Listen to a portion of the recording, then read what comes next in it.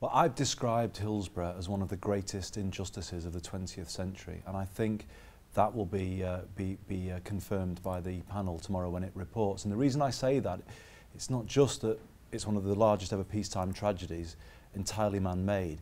It's that in the immediate aftermath of that tragedy, when 96 people lost their lives, an immediate campaign began to blame the victims and survivors. And that, for me, is what sets Hillsborough apart.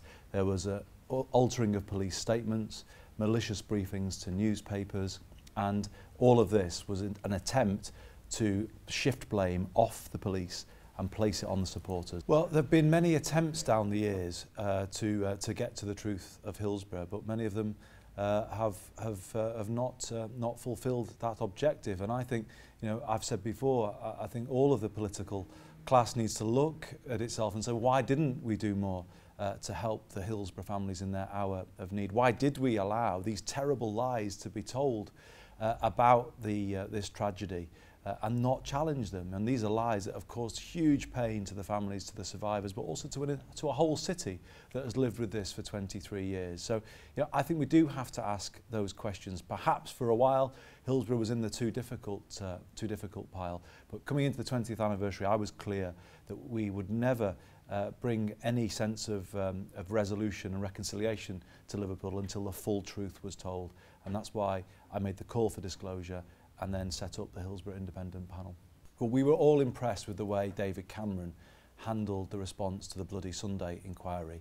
And what we're saying is now we need to see the same leadership for Liverpool to help heal the deep wounds of Hillsborough, because there's a clear parallel. What happened was there was a deliberate attempt to cover up the truth and indeed blame the victims and survivors of this terrible tragedy. And ever since, the families have been fighting to clear the names of their loved ones, and that's what they've been struggling for these 23 years. And I think for those reasons, that's why it's right that the Prime Minister should speak for the country and apologise for the actions of state bodies, and also for the decision of the coroner to impose a 3:15 cut-off, because the terrible cruelty of that was, it means all these years later, families haven't been able to find out the details of how their loved ones died. Now, you know, that's the denial of a basic human right, and for all of those reasons, I believe the call for a national apology should be heard.